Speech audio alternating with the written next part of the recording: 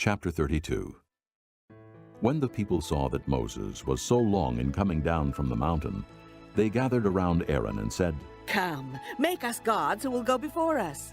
As for this fellow Moses who brought us up out of Egypt, we don't know what has happened to him." Aaron answered them, "Take off the gold earrings that your wives, your sons and your daughters are wearing, and bring them to me." So all the people took off their earrings and brought them to Aaron. He took what they handed him and made it into an idol cast in the shape of a calf, fashioning it with a tool. Then they said, "These are your gods, O Israel, who brought you up out of Egypt." When Aaron saw this, he built an altar in front of the calf and announced, "Tomorrow there will be a festival to the Lord." So the next day the people rose early and sacrificed burnt offerings and presented fellowship offerings. Afterward they sat down to eat and drink and got up to indulge in revelry. Then the Lord said to Moses, "Go down, because your people whom you brought up out of Egypt have become corrupt. They have been quick to turn away from what I commanded them, and have made themselves an idol cast in the shape of a calf. They have bowed down to it and sacrificed to it, and have said, 'These are your gods, O Israel, who brought you up out of Egypt.' I have seen these people," the Lord said to Moses, "and they are a stiff-necked people. Now, leave me alone, so that my anger may burn against them, and that I may destroy them. Then I will make you into a great nation." But Moses sought the favor of the Lord his God. "O Lord, He said, why should your anger burn against your people, whom you brought out of Egypt with great power and a mighty hand? Why should the Egyptians say, 'It was with evil intent that he brought them out, to kill them in the mountains and to wipe them off the face of the earth'? Turn from your fierce anger, relent, and do not bring disaster on your people. Remember your servants Abraham, Isaac, and Israel, to whom you swore by your own self, 'I will make your descendants as numerous as the stars in the sky, and I will give your descendants all this land I promised them, and it will be their inheritance forever.'" Then the Lord relented and did not bring on his people the disaster he had threatened. Moses turned and went down the mountain with the 2 tablets of the testimony in his hands. They were inscribed on both sides, front and back. The tablets were the work of God. The writing was the writing of God, engraved on the tablets.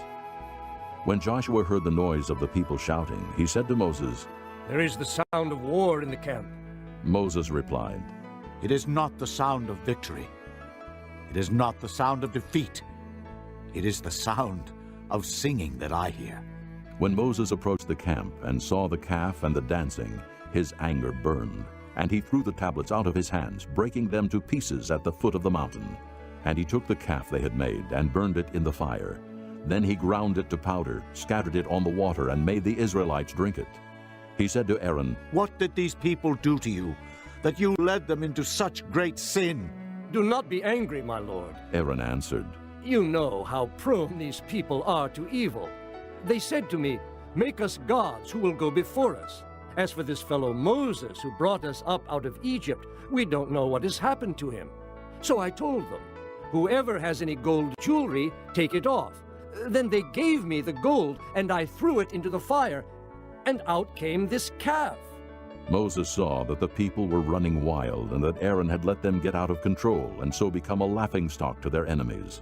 So he stood at the entrance to the camp and said, "Whoever is for the Lord, come to me." and all the Levites rallied to him. Then he said to them, "This is what the Lord, the God of Israel, says. Each man strap a sword to his side.